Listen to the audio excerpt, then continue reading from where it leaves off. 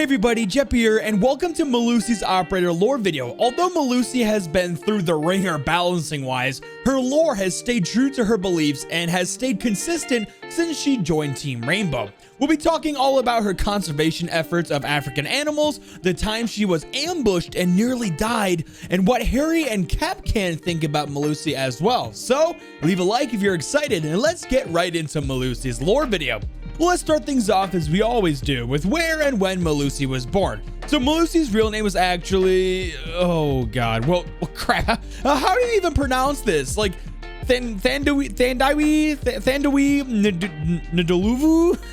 I don't know, I guess. Well, Thandawi was born on June 16th in the city of Louisburg in South Africa. Now, we don't get a ton of information about Melusi's childhood, except the fact that the town she grew up in was pretty small and was located pretty close to the Ithala Game Reserve. But Melusi started to get really close and was becoming good friends with a girl named Elna Gardiner, and their childhood would be spent exploring the lands around their homes and exploring the nature reserve nearby too. As they were growing up together, their friendship and appreciation for the amazing animals they fell in love with would flourish as well. They would soon find out that these animals that they respected were being hunted down illegally by poachers. Now, poachers are people that, without care, hunt protected animals either outside of their hunting seasons or animals that are simply not allowed to be killed due to population endangerment. Poachers, along with climate change, are some of the biggest reasons why big game animals are going extinct. Whether it's for meat or horns or skin, their populations are reaching drastic levels, and it angered Melusi and her friend Elna to their cores. They felt that they needed to do something to combat these evil people and protect the creatures they love.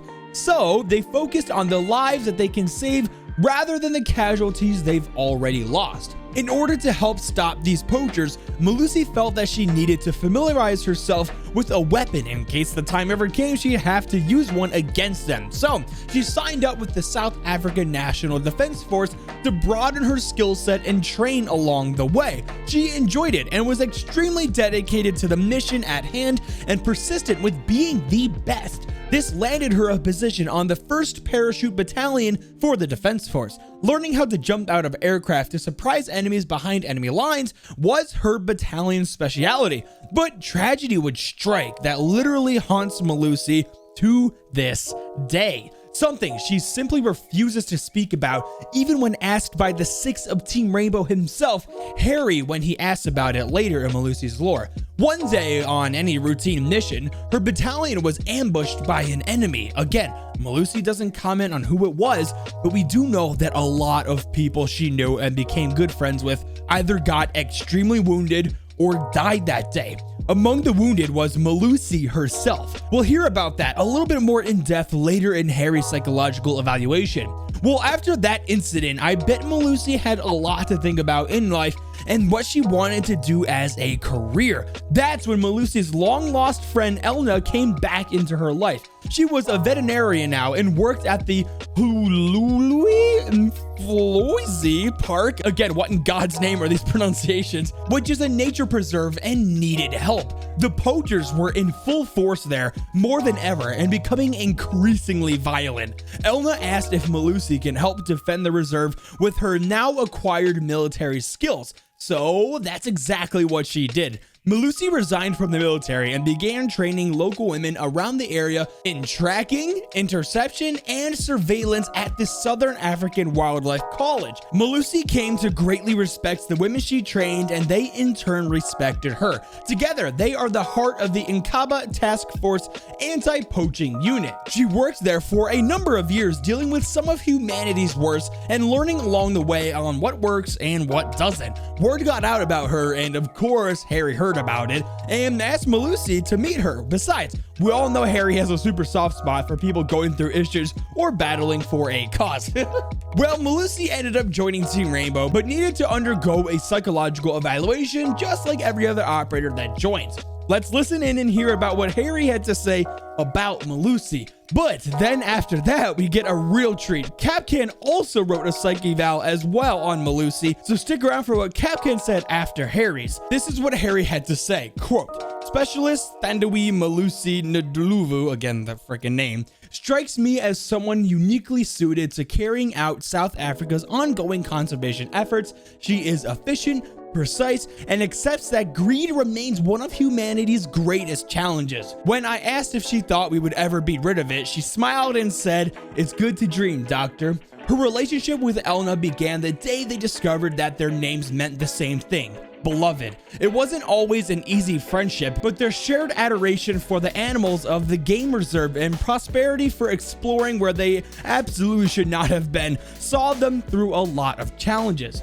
Nduluvu's stoic comparison between the wounded of the battlefield and the cries of poisoned elephants is in stark contrast to Elna's compassion. It's interesting that one focused on preservation and the other on triage. In the end, their divergent paths create a complementary partnership. Melusi refuses to speak about the ambush that decimated her unit. From the reports, it's clear the operation was a harrowing ordeal from which she was lucky to escape.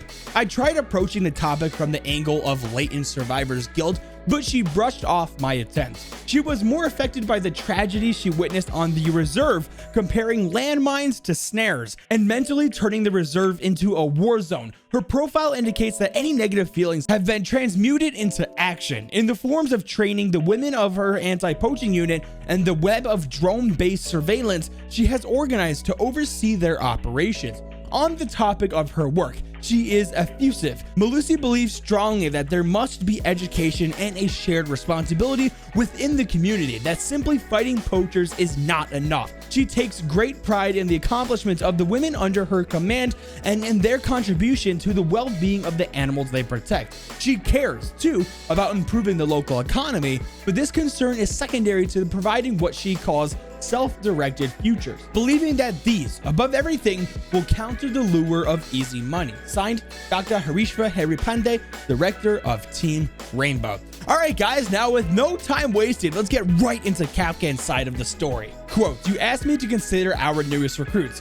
They're interesting on paper, but it is in person we are introduced to their strengths. I can see where perhaps I can teach them something useful, yes? Thandawi Melusi Nduluvu and I have specific principles in common. I admire her commitment to conservation and her anti-poaching unit. I don't see her being taken by surprise often, and when she is, I would very much like to see her reaction. I agree with you, her focus on prevention through surveillance is something the program can benefit from. I don't doubt her experience with drones, but have you seen Melusi track a poacher on foot? Even I would have trouble spotting her among the trees. That these two join us at the same time is exciting. Their weapons of choice are also interesting, and I think reflects their true selves. Ace rushes in and makes an entrance through almost any barrier. He's ambitious, but he goes to lengths to make sure none are harmed by his actions. Poachers have militarized, changing their tactics and equipment. As a result, Melusi must be highly adaptable. She waits, she intercepts, and she prevents, much like her new toy. If she does not catch the target herself, she can slow them long enough to be intercepted by someone else, or perhaps discouraged from their actions. It will be interesting for me to continue to work with them. Melusi is very much a warden. She watches, she defends, and she gets the job done. Ace knows where to stand for the perfect shot, whether it's creating a breach for his teammates or smiling for the camera. Signed, Maxim Capcan Basuda. Well, we heard Capcan go on about Melusi's gadget. Do you guys want to hear what Elzbieta Bozak, or better known to us as Ella, had to say about Melusi's gadget? That's right, Mira asked if Ella can perform the gadget evaluation on Melusi's Banshee for her, so let's check that out. Quote, "Mira, don't get me wrong, I'm flattered you asked me to look over Melusi's gadget. Next time though, I'm going to need at least a month's notice and for you to keep Mr. I'm the sound guy away from my notes." If you didn't know, she's referring to Echo from there. He came in on day 2 and started going on about how my testing procedure wasn't rigorous enough, then how a layman's understanding of the topic only contributes to society's general level of ignorance. Charming. Anyway, I handed him one of the emitters and hit him with the 160 decibel burst. He left me alone after that. So look, the Banshee works by generating a standing wave of between 18 through 19 hertz. If you've ever thought you saw a ghost or felt a presence, you're familiar with the sensation that causes.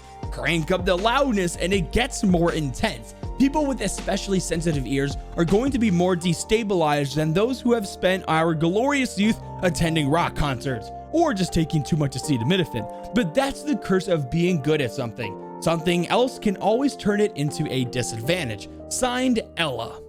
Alright guys, one last thing before I let you all go. Did you know that the call sign of Melusi, when translated in the language of Zulu, actually means shepherd? It's a good reference to her background in animal conservation. Pretty cool. Well guys, if you enjoyed the video, then make sure to leave a like and subscribe notifications if you're new. Now with all that being said, Jeppy out!